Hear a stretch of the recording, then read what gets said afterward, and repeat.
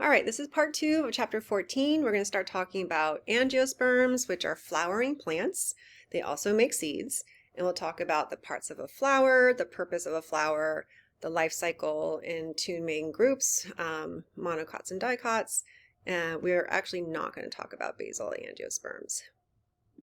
All right, angiosperms, flowering plants. Flower producing plants. What is the role of flowers, right? So flowers have been extremely successful at reproduction. And so flowers are the reproductive organs of plants. And flowers are basically used to attract pollinators, right? So they're going to attract pollinators, insects, butterflies, birds, mammals can be pollinators. And so the flower itself, the shape of the flower, the color, the scent, the patterns it has on the petals, what it looks like, all of that is to attract the pollinators to the flower so that the pollen of one flower can be transported to another plant where the egg is. And then some flowers have both male and female parts, and we'll take a look at that in just a second. Okay, so this is a really interesting topic, I think, this coevolution of flowers and their pollinators. I just have some examples for you. This guy is called a Darwin star orchid. So this is the flower part of the orchid, and the flower has a really long tube where the nectar is actually down here, right? So how is a normal insect going to get the nectar way down here? So it's called Darwin star orchid because Darwin proposed the idea that there must be an insect with a really long proboscis or tongue that can reach down there. And at the time that he proposed this, there was none found. And then years later, they did find a moth, the moth that does fertilize or is the pollinator of this orchid, and it has a really long proboscis, and it's usually coiled up and curled up right around here when it flies, and it uncurls it to reach the nectar and then obviously also get pollinated. I'm sorry, not pollinated, but the pollen is dumped on his body, and then he flies away with the pollen going to another star orchid. This guy here is another orchid. This is called the bee orchid, and this is really interesting because it's evolved to look like a female bee. So when the male bees fly by, they think that it's a female bee because there's also a scent here that attracts the males, and so it thinks it's going to have intercourse and reproduce. So this is called pseudocopulation because this flower has tricked the bee into coming to it, and then in the act of trying to mate with the flower, of course, it gets dumped with pollen. This guy right here is a philodendron, and this piece of the philodendron is about 1 foot long, so it's quite large. And this is interesting because when it blooms, it only blooms for like a couple days, but it ratchets up its metabolism. So the flower itself gets super, super hot. Look, it gets 109 degrees Fahrenheit because it burns fat just like an animal does. It gets really, really hot. And then it makes pheromones and a scent that attracts these beetles. These beetles love this really warm environment to reproduce. So the beetles come inside the flower, reproduce, get pollen all over them, and then move on to another flower. Finally, there's the corpse flower. So some of you might be familiar with this. This corpse flower smells like rotting meat, and it's found in different nurseries around, not nurseries, but botanical gardens. It only blooms, I think, for a few days every year. So when it blooms, people come look at it. It's a giant thing. It smells like rotting meat because the pollinators are this blowfly or insects that really like to feed on dead and decaying animals. So it tricks those animals, it tricks the insects to come and get pollen all over their bodies and then go on and pollinate other plants. So really interesting coevolution with our flowers and pollinators. Now let's look at a flower, right? So we're going to want to know the parts of a flower. There is a blank flower in your outline that you can label. So there are perfect flowers. If a flower is called perfect, it means that it has male and female parts. And imperfect flowers are either male or female. So in a perfect flower, right, we're going to have both the female part. So the female part's this part, the green in the center, and the female part has this upper part here, which is called the stigma. You're going to have a little tube called the style. So when females have style. And then that style leads to the ovary. And just like our ovaries, the ovaries make eggs. And the eggs are found inside of these guys called ovules. Okay, so these larger green round things, that's an ovule. And then inside the ovule, we have the egg cell. So I'm drawing those dots. Okay, so that's the female part of the plant. The male part of the plant, which is here, is going to consist of a pollen-making structure. The pollen-making structure is called the anther, and then it's attached to a stalk, and that stalk is called a filament, right? So the filament just holds up the anther. Inside the anther, we have cells that make the sperm. So these are going to be the pollen grains. Remember, pollen is actually just the carrier, the suitcase for the sperm. So the sperm cells are actually quite small and inside, but it keeps them moist and it keeps them from getting degraded by the environment. So the whole female part is basically called the carpel, and then the whole male part is called the stamen. Okay, so we have carpels and stamens. Female parts, it's carpel. The carpel has a stigma, a style, and ovary. The ovary has ovules with the eggs. The male part is called the stamen. The stamen has an anther that makes the pollen, and then the filament that holds the anther up. Okay, so let's look at the fertilization process. Flowers have developed something called double fertilization, and actually you saw that as well with the pine seed. Double fertilization means that when we can start here with the anther and the pollen, so we have this pollen, it's going to divide, and instead of just one sperm cell, there's actually two, okay? Actually a few. And so when this pollen attaches to the stigma, just think about this stigma is sticky stigma. The pollen will stick, and then when the pollen sticks here, it's going to grow a pollen tube. So this tube that starts to grow is a pollen tube, and the pollen tube will grow, and then grow into and find an ovule. This tube then delivers the sperm down to the egg, and this is where double fertilization takes place. So one of those sperms is going to fertilize an egg, and that egg is going to be become the endosperm, which I don't see the word here. Oh yeah, here's the endosperm. So the endosperm is the bulk of the seed. It's the food for the embryo. Okay, so here's the embryo. The second sperm cell comes in, fuses with the egg, and forms the embryo. Okay, so one sperm cell is going to fertilize the cell to make the endosperm. The second sperm cell is going to fertilize the egg to make the embryo. So a seed, what a seed is basically this encased structure that has the embryo, right, a little baby flower that is built in with its food. So if you think about a seed, right, a seed, it's going to start off its life in the dirt. There's no photosynthesis happening. So how does that seed, the embryo, get enough energy to grow, to germinate, right, until it can form leaves for photosynthesis and then make its own energy? So all of that is going to be in the endosperm. So that's why seeds are so high in fat and calories, because they're packed full of those nutrients for the embryo to use in those first initial steps of germination.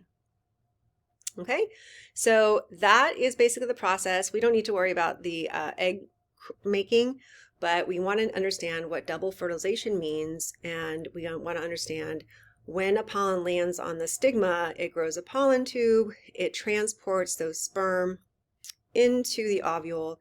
Once it's there, we have double fertilization, making the endosperm and also the embryo, and now we have the seed. Okay. So this is a close-up of the double fertilization. So we have egg cell, we have other cells up here. So just keep in mind that the two important processes that happen is the endosperm, right? So this endosperm is going to be food. I know it has the word sperm in it. It's very confusing. Food, and then the embryo, which is the new baby plant, right? All right, let's talk about seeds. So seeds, seed dispersal is really important, right? For how do we get seeds far away from the parents? Some seeds, some plants, flowering plants like the dandelion, use the wind, right? So they're evolved to have a really unique helicopter or parachute type top that carries them really far away in the wind, and then they're carrying the seed. Coconuts use the water. So coconuts, they're really big, right? So if they fall down on the ground, they don't move. But if they're close to water, they're going to get into the water, and then they can travel from island to island even in this manner. Then we have seeds that are made to attach to animals. So they have little barbs on them or hooks on them, and they attach to the surface of animals. You can see this goat here is covered. And then those animals, when they walk away, of course, they're going to disperse the seeds. And then there's a fun exploding fruits, which I'll show you this short video on the exploding fruits. Use a variety of different techniques to spread their seeds as far as possible from themselves. And one of the most remarkable is this one. It's called Ecballium, and it's a relative of the cucumber. For several weeks now, pressure has been building up inside the pods until now they're as taut as a well-pumped-up bicycle tire. All they need is just a slight nudge.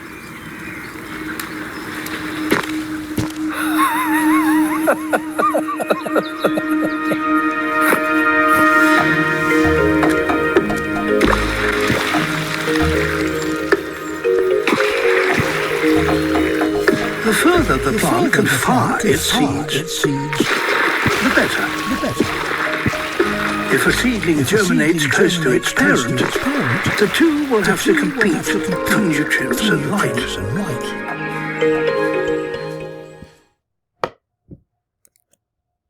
Okay.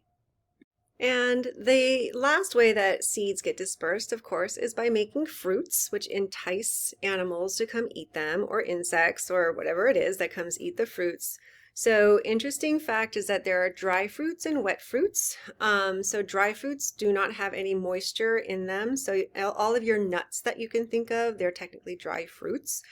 I wanted to show you this peanut because we've all had peanuts. And then when you open up a peanut, right, you see this guy right here. What do you think that is, you guys? What do you think this little bump in the peanut is? That is the embryo. And then everything else of the peanut, that's the endosperm.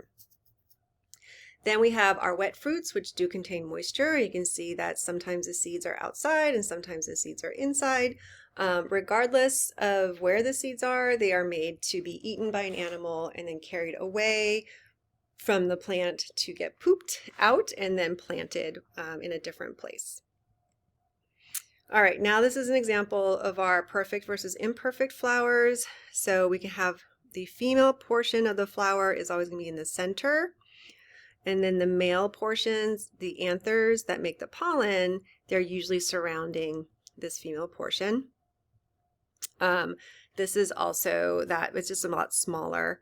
And then you have separate male and female. So this is the male, so you can see the powdery yellow area, that's where the pollen is made. And the female plant kind of looks like a cone, right? It kind of has all these little different features, but it has the egg cell inside. So some plants you need the male and female around, and some plants you have a perfect flower where you don't need another plant. Of the flowering plants, we have monocots and dicots. All right, so the difference between monocots and dicots is basically named after how many initial leaves it makes. So the cotyledon is the baby embryonic leaf. It's the first one that comes out, and technically it's not a leaf, but a cotyledon. If the seed germinates and you have two of them, it's considered a dicot. If the seed germinates and you only have one, that's a monocot. When they grow larger, there are big differences between the two. And so we'll take a look. One, for example, is the leaf pattern. So the Dicot leaves will have veins, one central vein, and then you'll have other veins shooting off of that in kind of a webbed pattern, right? Whereas grass or monocots will have their veins all parallel like this, right? So you can imagine a grass, all the leaves are, or the veins are parallel. And by veins, I mean that vascular tissue. If we look at the chart, this is the chart for the differences between monocots and dicots. Dicots are sometimes called eudicots. So we already looked at the cotyledons, 1 versus 2. The veins, remember the grass is parallel, and they have a network or branched of the dicots. The vascular tissue, which we'll look at in lab, but that's scattered or in a pattern. The roots are going to be different as well. So for monocots, they're going to have a network, and these are called fibrous roots. Basically, all the roots are the same size, and they don't differ. And it kind of looks like hair. And then taproot is a main root that's the biggest root, and then you'll have these lateral roots coming off of them, but they're going to be smaller. So the taproot is the main root. Pollen, we don't need to worry about pollen. It's a little bit too detailed. And then flower parts, multiples of 3 or 4 and 5, or multiples of 4 and 5. So if you take a look at the flowers, right, which one's a monocot or dicot? If you count the petals, right, this is in groups of 3, so this would be a monocot. This is 5, so this is a dicot. What kind of roots do we see here? All the roots are the same size, so this would be a fibrous root, which would be a monocot. This has one main root and then smaller roots coming off of it, so this is the taproot, so this is called the dicot. And then here we have our cotyledons, right? So this is the easiest one. 1 is a monocot, 2 is a dicot.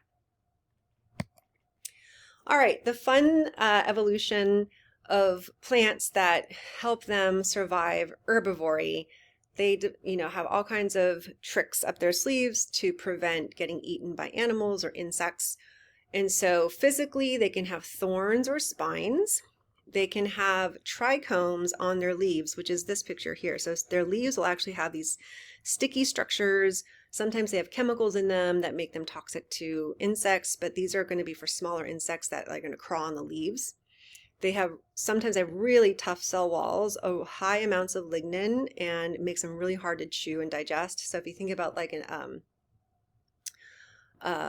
acorn tree, those are going to be really, really sharp and tough leaves.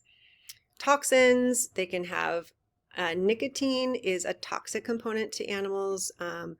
And then there's other things like cyanogenic glycosides that can disrupt animal metabolism, makes them sick. Tannins are distasteful. So they're compounds that bind to digestive enzymes. They make the plant taste bitter and hard to digest. And then other chemicals that they can release into the air to warn neighboring plants and attract predatory insects to hunt the herbivores, which is crazy, right? So the plants can actually say, hey, we're getting eaten by this certain animal. Let's get the animal's most hated insect to come over and hunt the herbivores. So really cool kinds of mechanisms that plants have evolved. And then, of course, we have plants for human use. Plants make almost everything that we use. So food, obviously. And then we have our drinks, some cool flavorings, vanilla beans. Did you know vanilla beans are actually orchid seeds? Those little tiny black dots you see in like ice cream that has real vanilla seeds in it. These are the seeds of orchids. Cinnamon, all that's herbs and spices and much more. Our clothing is made of plants, and then just other things, ropes and rugs. Just there's so many uses for plants. These are some secondary compounds made by plants. So why would a plant make these different compounds? It's all to avoid herbivory. So to avoid getting eaten, to taste bad, to be toxic. But we have found that these chemicals can also help us with different issues and diseases. So they are applied, right? We can find these different chemicals and apply them to human health. This one dilates your pupils. This one stimulates a heartbeat. We have steroid hormones. We have chemotherapy. This is going to be an analgesic, which is a pain reliever. So a lot of cool different uses for the compounds found in plants. And that's it.